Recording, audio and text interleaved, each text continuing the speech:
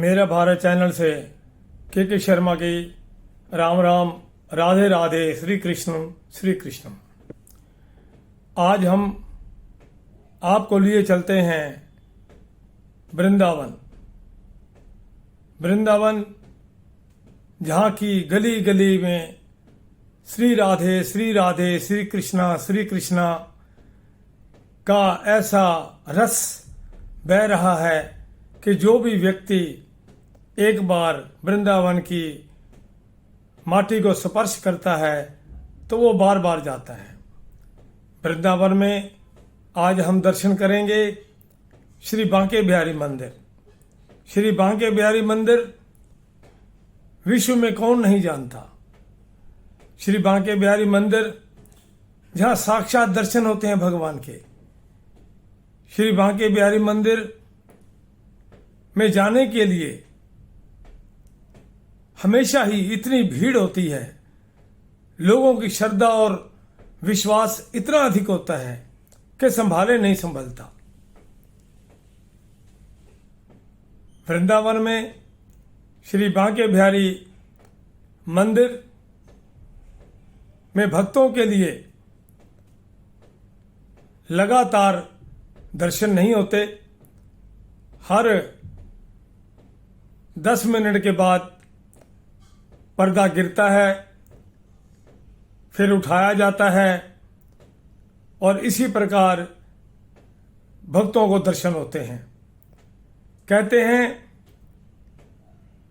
कि कभी भी अगर बांके बिहारी मंदिर में दर्शन करने जाओ तो आंखें बंद करके दर्शन मत कीजिए, आंखें खोलकर नजर से नजर मिलाकर दर्शन कीजिए। अगर आप 2 मिनट से ज्यादा भी नजर से नजर मिला पाए बांके बिहारी से तो आपकी आंखों से अश्रु बहने लगेंगे। भक्ति रूपी रस जागृत हो जाएगा। कहते हैं कि बार बार पर्दा इसलिए करना पड़ता है कि बांके बिहारी जो भक्त अटूट विश्वास रखते हैं, जो बांके बिहारी के दीवाने हैं, कहते हैं कि उन भक्तों के साथ अगर लगातार नजर मिल जाए तो भक्तों के वशीभूत हो कई बार वो अपना स्थान छोड़ के भक्त के साथ चल पड़ते हैं। ऐसी कई कहानियां हैं। इसीलिए पुजारी लोग 10-10 मिनट के बाद पर्दे को उठाते हैं और गिराते हैं। इससे पर्दे का अनुशासन भी बना रहता है और बांके बिहारी भी भक्तों के वशीभूत होकर बाहर नहीं निकलते। कहते हैं कि बांके बिहारी कम से कम 2-3 बार ऐसा कर चुके हैं। तब इसमें पुजारियों को भागदौड़ करनी पड़ती है और फिर बांके बिहारी कहीं वापस आते हैं। आइए अब हम बांके बिहारी के मंदिर की स्थापना पर आते हैं कि यह स्थापना कब हुई, कैसे हुई, ये स्वरूप कैसे आया। इतना तो आपको मैं पहले बता दूं कि ये स्वरूप बनाया नहीं गया, खुद पे खुद बांके बिहारी ही प्रदर्शित हुए। इस मंदिर की स्थापना 1864 में कृष्ण भक्त श्री हरिदास जी ने की। श्री हरिदास जी जो कि मुगल बादशाह अकबर के जमाने के संगीताचार्य तानसेन के गुरु थे और इसीलिए हरिदास की महिमा सुनकर बादशाह अकबर भी हरिदास को मिलने के लिए आया था। हरिदास जी निधि वन के अंदर नित्य प्रति बाल गोपाल कृष्ण के भजन गाया करते थे और निश्चल भक्ति से, श्रद्धा से वो भजन गाते और श्री राधा कृष्ण आकर के प्रतिदिन उनके भजनों को सुनते थे। इसी तरह एक दिन श्री कृष्ण जी ने कहा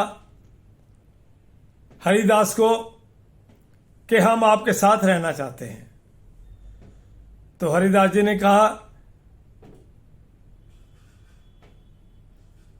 भी मैं तो संत हूं, आपको लंगोटी पहना सकता हूं, लेकिन राधा रानी का श्रृंगार तो मैं नहीं कर सकता।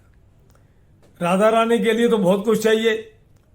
तो उसी समय भगवान कृष्ण और राधा एकाकार हो गए और एकाकार के अंदर ही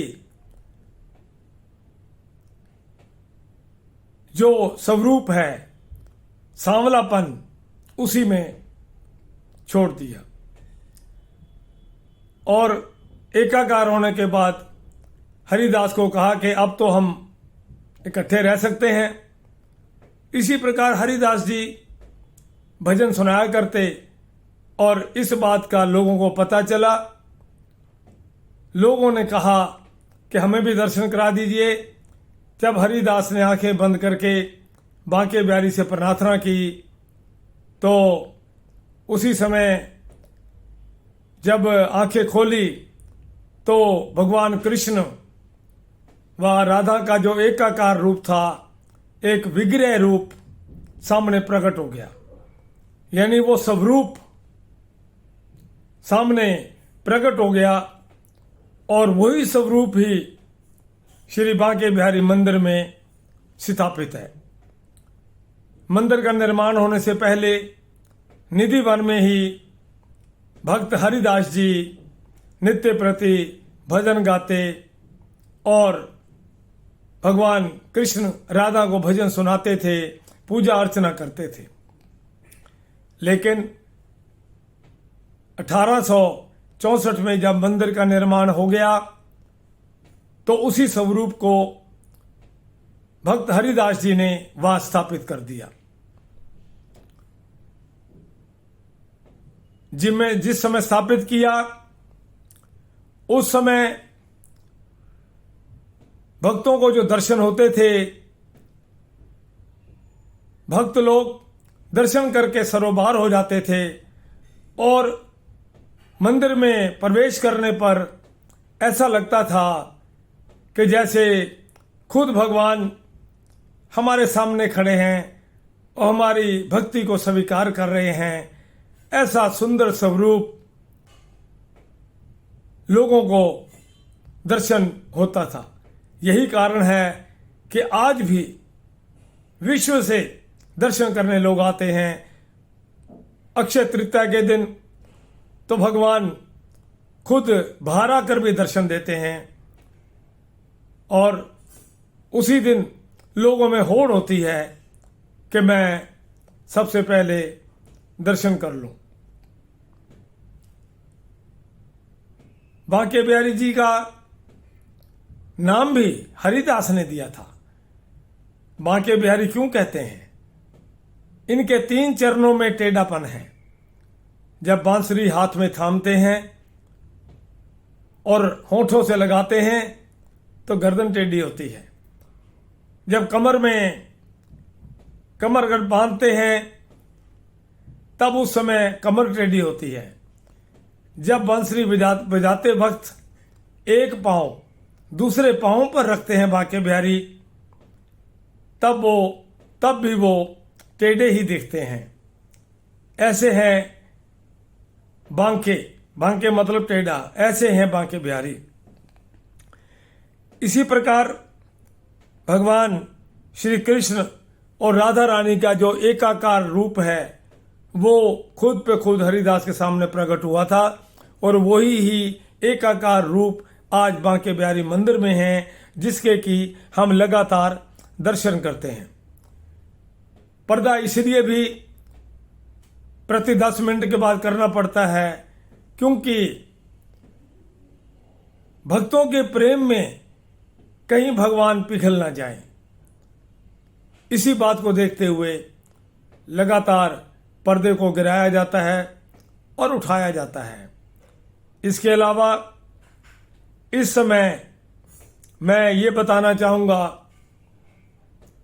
कि इस बार जो जन्माष्टमी में जो कुछ भी घटित हुआ उसको देखते हुए ऐसा पता चला है समाचार के माध्यमों से कि बांके बिहारी मंदिर को भी बहुत बड़ा विशाल स्थान में, यानी उसका भी एक कॉरिडोर बनाया जा रहा है काशी विश्वनाथ की तरह। उसमें हजारों लोग एक ही बार में प्रवेश कर सकेंगे व बांके बिहारी के दर्शन कर सकेंगे। अभी ये विचार प्रारंभ हुआ है, कितना समय लगेगा ये नहीं पता, लेकिन यही बांके बिहारी से भी प्रार्थना है कि वहां पर इतना सुंदर भव्य कॉरिडोर बने कि जो भक्तगण दूर दूर से दर्शन करने आते हैं उनको दर्शनों का लाभ मिले और बांके बिहारी खुलकर दर्शन दें। ऐसी हमारी बांके बिहारी की से प्रार्थना है। और हम YouTube के माध्यम से यूपी सरकार से भी ऐसी प्रार्थना करते हैं कि अगर कैबिनेट में यह चर्चा हुई है तो मैं समझता हूं विश्व के सभी भक्तों की ओर से ये कॉरिडोर की जो सूचना है, अगर ये पूर्ण हो जाए तो सभी तरफ से उत्तर प्रदेश सरकार का भी बहुत धन्यवाद होगा, क्योंकि अगर विचार उठा है तो भगवान बांके बिहारी पूरा भी करेंगे और ये होना भी चाहिए, क्योंकि लाखों की संख्या में भक्त आते हैं। इस समय जो मंदिर का प्रांगण है वो बहुत छोटा है, जिस समय भीड़ आती है उस भीड़ के धक्कम पेल में बुजुर्ग लोगों को बड़ी परेशानी होती है। इसलिए पहली बार ये सरकार ने सोचा है कि क्यों ना इस समस्या को दूर करने के लिए यहाँ भी एक खुला कॉरिडोर बनाया जाए, ताकि देश विदेश से आने वाले भक्तों को कठिनाई ना हो और वो आकर के खुल के बांके बिहारी के दर्शन कर सकें। यही सबसे बड़ी बात होगी। अंत में मैं यही कहूँगा कि जब भी वृंदावन आप जाते हो दर्शन जरूर करें, लेकिन दर्शन आराम से भगदड़ में नहीं। बांके बिहारी दर्शन देंगे, जल्दी में नहीं, श्रद्धा और विश्वास से, और जो भी मनोकामना होगी वो पूर्ण होगी। इसलिए भगवान कृष्ण को, बांके बिहारी को, वृषभान दुलारी को याद करते हुए जब आप दर्शनों के लिए जाएंगे तो प्रभु दर्शन के लिए आपसे भी पहले तैयार बैठे होंगे आपको दर्शन देने के लिए। जय श्री कृष्णा, जय श्री कृष्णा, जय श्री कृष्णा।